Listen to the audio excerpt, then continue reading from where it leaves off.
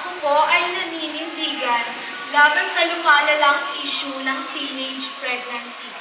Bilang isang kabataan, nakita ko kung paanong maraming kabataan ang napapasok sa responsibilidad na hindi pa nila kayang pasanin.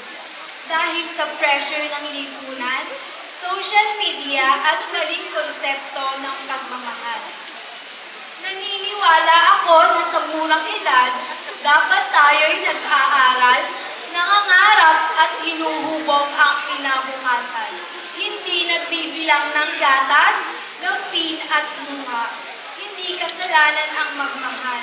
Pero kasalanan sa sarili ang kalimutang tayo'y may halaga at pangarap. Plano kong itaguyod sa edukasyon ang reproductive health, self-worth at tamang pagpapasya upang mamulat ang buong kabataan. Dahil naniniwala ako na ang kabataan ay